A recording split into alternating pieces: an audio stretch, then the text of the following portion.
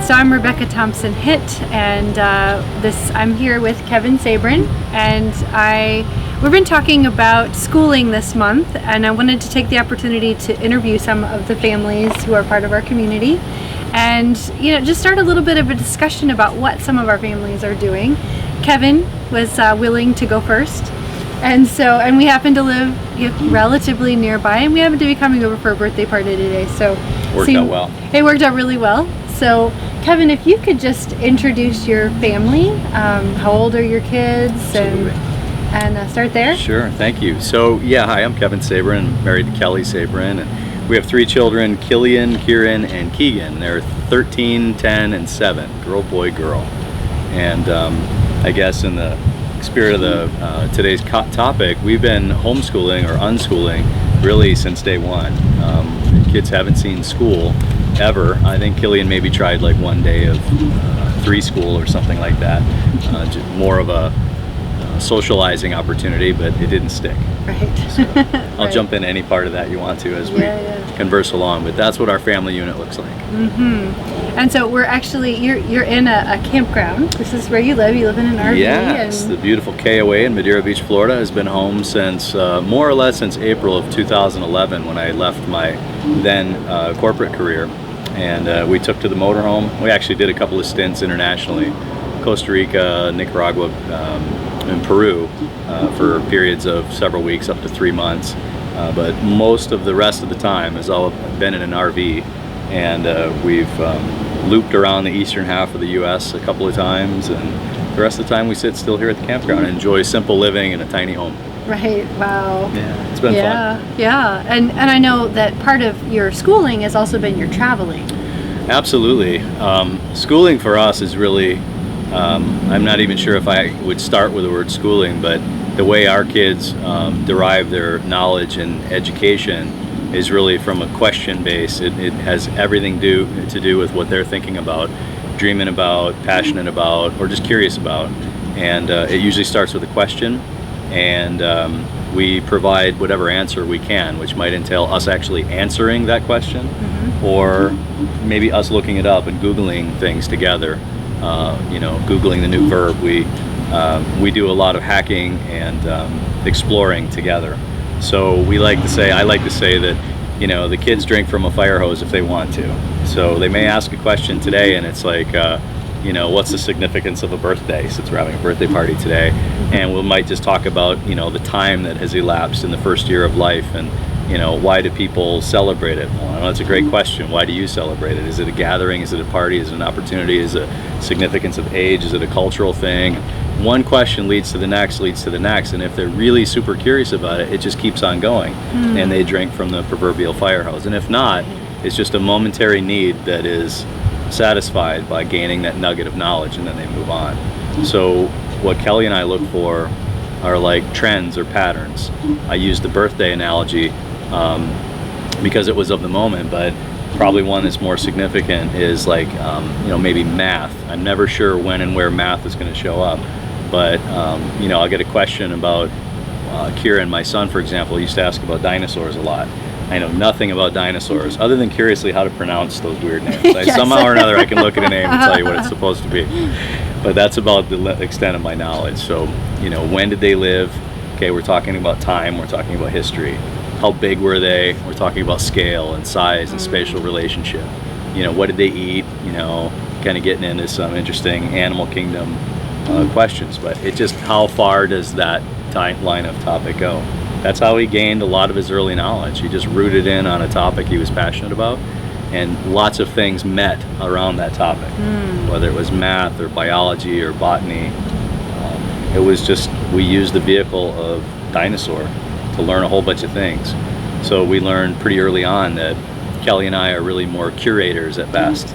We'll satisfy the immediate need, of course, if they have a quick question, but we really just try to curate a rich experience so they see and learn and experience different things. And it's fascinating to me where their mind is going to go, what tangent they'll get on. So in that whole conversation of talking about dinosaurs and botany and all of the different subjects that just come into that discussion, you didn't once mention a textbook.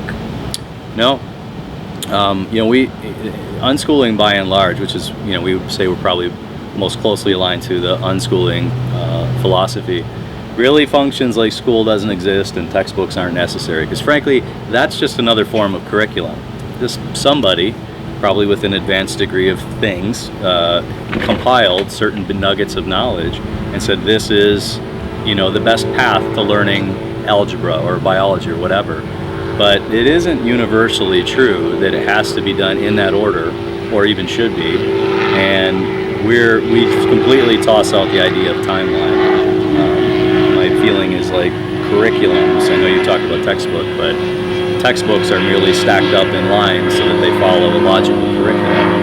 And the curriculum is based on a number of things, but partly what somebody else determines your capacity is at any given age. So if reading, the average capacity is second grade or what have you, then that's when it would be introduced, and then maybe letters before that and so forth. So, I can Google anything, advanced calculus, if I want to right now. I'm not sure that I need a textbook. Right. But if I felt like there was more structure needed around a notion, I would Google textbook advanced calculus. Right. And then see, like if I jump into something in the middle of the stream and it's like, I don't quite grasp it. Like in a bubble, I don't get this notion of equations or whatever, fractions or linear curves.